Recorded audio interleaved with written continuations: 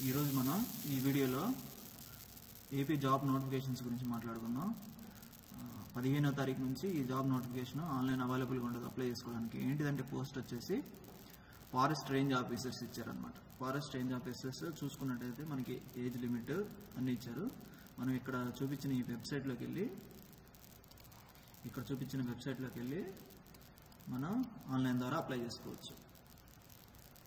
చూసుకున్నట్టయితే మనం ఇక్కడ స్టార్టింగ్ డేట్ 15వ తారీఖు నుంచి ఇచ్చారు, ఈ నెల ఏప్రిల్. వచ్చే నెల 5వ తారీఖు దాకా మనకి అప్లై చేసుకోవడానికి టైం అయితే ఉండింది. మనం ఇక్కడ ఏపీపీఎస్సీ పోర్టల్ psc.ap.government.in ఈ వెబ్సైట్లోకి వెళ్ళి మనం రిజిస్ట్రేషన్ చేసుకోవాలి. ఆల్రెడీ రిజిస్ట్రేషన్ అయ్యి ఉంటే లాగిన్ అయ్యి పర్టికులర్గా ఈ సెక్షన్కి వెళ్ళి మనం అప్లై చేసుకోవచ్చు అన్నమాట. అయితే దీనికి సంబంధించి మనం డీటెయిల్స్ చూసుకున్నట్టయితే ఇక్కడ మనకి జోనల్ వైజ్గా పోస్ట్ అనేది ఇవ్వడం జరిగింది. మొత్తం 37 పోస్టులు అనేవి ఉన్నాయి. ఇక్కడ జోన్ 1లో చూసుకున్నట్టయితే 8 పోస్టులు ఉన్నాయి, జోన్ 2లో 11 ఉన్నాయి, తర్వాత జోన్ 3లో 10 ఉన్నాయి, జోన్ 4లో వచ్చేసి మనకి 8 ఉన్నాయి అన్నమాట. దీనికి ఎలిజిబిలిటీ చూసుకుంటే ఫారెస్ట్ రేంజ్ ఆఫీసర్స్ కాబట్టి మనకి ఫిజికల్ ఫిట్నెస్ అనేది కంపల్సరీ ఉండాలన్నమాట. నువ్వు ఫిజికల్గా ఫిట్గా ఉండాలి, అప్పుడు మాత్రమే ఎలిజిబిలిటీ అనేది ఇస్తారనమాట. దానికి ఇవన్నీ కామన్ అనమాట. మనకి ఇండియన్ సిటిజన్ అయి ఉండాలి, అకాడమిక్ క్వాలిఫికేషన్స్ అనేది కంపల్సరీ ఉండాలి. తర్వాత చూసుకున్నట్టయితే మనకి ఎడ్యుకేషనల్ క్వాలిఫికేషన్ చూసుకుంటే మనకి బ్యాచిలర్స్ డిగ్రీ ఉండాలి రికగ్నైజ్డ్ యూనివర్సిటీ నుంచి. ఇండియాలో చూసుకున్నట్టయితే ఈ కింద చూపించిన ఏ బ్రాంచ్ నుంచి అయినా నీకు బ్యాచిలర్స్ డిగ్రీ ఉంటే సరిపోద్ది అనమాట. ఈ జాబ్కి నువ్వు ఎలిజిబుల్ అప్లై చేసుకోవడానికి. తర్వాత ఫిజికల్ రిక్వైర్మెంట్ అనేది కంపల్సరీ దీనికి ఉంటుందన్నమాట. పర్టికులర్గా మనం చూసుకుంటే మెన్ ఉమెన్ అప్లై చేసేటప్పుడు వాళ్ళ హైట్ 163 మీటర్స్ కంటే ఎక్కువ ఉండాలి. మేలుకి చూసుకున్నట్టయితే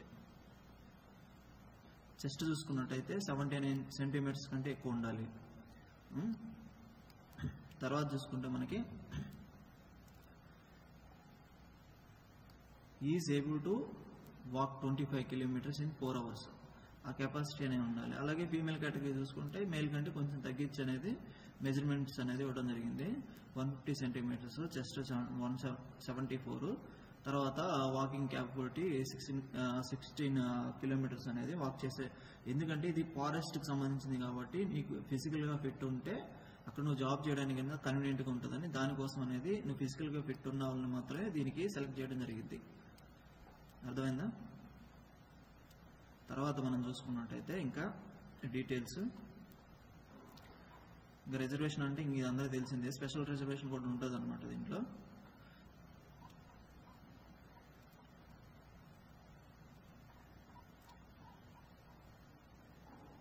ఇంకా డీటెయిల్స్ చూసుకున్నట్టయితే ఇంపార్టెంట్ డీటెయిల్స్ మనకి లోకల్ కేటగిరీ, ఇది చాలా చాలా ఇంపార్టెంట్ జాబ్లో. మీరు ఏ జోనల్ కిందకు వస్తారు, మీరు ఏ కేటగిరీ కిందకు వస్తారు, దాంట్లో మీరు మెయిలా ఫీమేలా అవన్నీ చాలా ఇంపార్టెంట్ అనమాట. జోనల్స్ సార్ మనకు జోనల్సే తెలియదంటే ఒకసారి ఇక్కడే ఇచ్చారు చూడండి. జోనల్ 1 వచ్చి శ్రీకాకుళం, విజయనగరం, విశాఖపట్నం ఈ ఏరియాకి సంబంధించిన మీరు ఉన్నట్టయితే ఇది జోనల్ 1 కింద వచ్చింది అనమాట. తర్వాత జోనల్ 2 అంటే ఈస్ట్ గోదావరి, వెస్ట్ గోదావరి, కృష్ణ ఈ డిస్టిక్ల కింద ఏరియాలో మీరు ఉన్నట్టయితే ఇది మీది జోనల్ 2 అయింది అనమాట. అలాగే జోనల్ 3 అంటే గుంటూరు, ప్రకాశం, నెల్లూరు ఈ ఏరియాకి సంబంధించి మీరు ఉన్నట్టయితే అది మీది జోన్ 3 అయింది. అలాగే జోన్ 4 చిత్తూరు, కడప, అనంతపురం, కర్నూలు ఈ ఏరియాలో ఉన్నట్టయితే మీకు జోన్ 4 కింద వచ్చింది అనమాట. అప్పుడు మీరు ఆ లోకల్ కేటగిరీలో అనేది రావడం జరిగింది. ఏజ్ లిమిట్ చూసుకుంటే మినిమం అప్లై చేయడానికి ఏజ్ లిమిట్ 18 ఇయర్స్ ఉండాలి, మ్యాక్సిమం 30 ఇయర్స్ ఉండాలి. బట్ కేటగిరీ బేసిస్ చూసుకుంటే మీకు అనేది కొంచెం ఎక్స్టెన్షన్ కూడా ఉంటుంది అనమాట. 5 years SC ST category, ex services men అయితే 3 ఇయర్స్ అనేది మనకి ఇవ్వడం జరిగింది.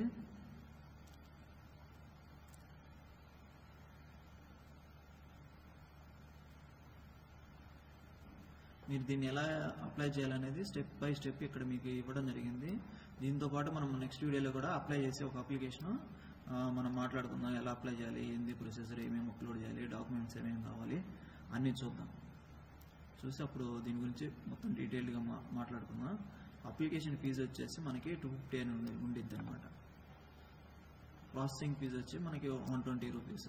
మొత్తం మనం ఆన్లైన్ ద్వారా మనం పేమెంట్ అనేది చేయాలి, త్రూ కార్డు లేదంటే ఇంటర్నెట్ బ్యాంకింగ్ ద్వారా మనం పేమెంట్ అనేది చేయొచ్చు అనమాట.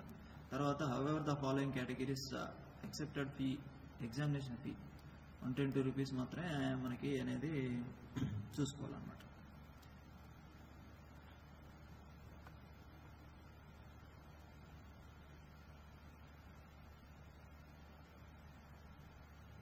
అప్లికేషన్ ఫీజు అయితే కంపల్సరీ కట్టాల్సింది అనమాట, కేటగిరీ బేస్డ్ ఏదైనా.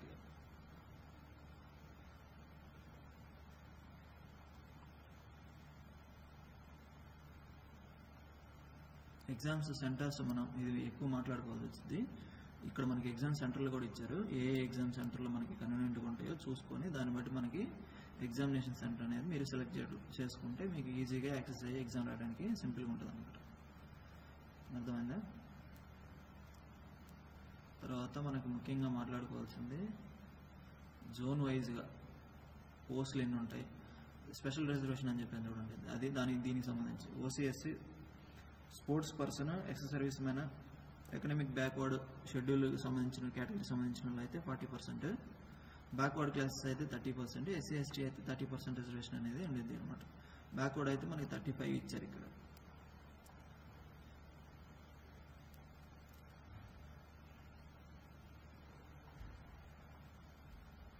ఇంకా ఇంపార్టెంట్ సెక్షన్స్ చూసుకున్నట్టయితే మనకి ఇక్కడ చూడండి, ఇది చాలా ఇంపార్టెంట్. మీరు ముందు అప్లై చేసే ముందు ఈ టేబుల్ బాగా అబ్జర్వ్ చేయండి, అప్పుడు మీకు అర్థమైపోద్ది అనమాట. ఎలా చూడాలంటే మనం ఇక్కడ కేటగిరీస్ అనేది ఇచ్చారు, OC, BCA, BCB, BCC, BCD, BCE, SC, ST, EWS. Total zone 1లో ఓపెన్ కేటగిరీ ఇచ్చారు, లోకల్ కేటగిరీ ఇచ్చారు. జోన్ 2లో ఓపెన్ కేటగిరీ, లోకల్ కేటగిరీ. ఇక్కడ కాకపోతే మనం అర్థం చేసుకోవాల్సింది ఏంటంటే ఇక్కడ మెయిల్ ఫీమేల్ కేటగిరీ ఇవ్వలేదు. ఓపెన్గా అంటే లోకల్ కేటగిరీలో మెయిల్ ఫీమేల్ ఇద్దరు ఎలిజిబుల్ అనమాట. ఫర్ ఎగ్జాంపుల్ మనం చూసుకున్నట్టయితే ఓసీ ఉన్నారు, ఓపెన్ కేటగిరీ, ఏ కేటగిరీకి రిలేషన్ లేకుండా ఒక పోస్ట్ అవుతుంది, దానికి మెయిల్ అప్లై చేసుకోవచ్చు, ఫీమేల్ అప్లై చేసుకోవచ్చు. వేరే జోనల్ పర్సన్ అయిన ఓసీ కేటగిరీ అయితే ఈ పోస్ట్కి అప్లై చేసుకోవచ్చు, ఎలిజిబిలిటీ ఉంటుంది అనమాట. లోకల్ అంటే ఆ జోన్ 1లోనే లోకల్ ఓసీ కేటగిరీ పర్సన్స్కి మాత్రమే ఎలిజిబిలిటీ ఇవ్వడం జరిగింది. ఇలాగే జోన్ 2లో కూడా ఓపెన్ పోస్ట్ ఉంటుంది. అదే జోన్ 1లో వాళ్ళైనా జోన్ 3 వాళ్ళైనా ఎవరైనా అప్లై చేసుకోవచ్చు అన్నట్టు. ఓపెన్ కేటగిరీ అంటే, లోకల్ కేటగిరీ అంటే ఆ జోన్లో ఉన్న వాళ్ళకి మాత్రమే ఎలిజిబిలిటీ అనేది చేయడం జరిగింది అనమాట. అర్థమైంది? ఇక్కడ మనం చూసుకున్నట్టయితే అవుట్ ఆఫ్ 8 వేకెన్సీస్, 8 వేకెన్సీస్లో 7 వేకెన్సీలు, దాంట్లో ఓసీలకి 2, ఎస్సీలకి 2, బీసీఏకి 1, బీసీడీకి 1, బీసీఈకి 1, ఇలా కేటగిరీ వైజ్ అన్ని మనకి సపరేట్గా ఇచ్చారు.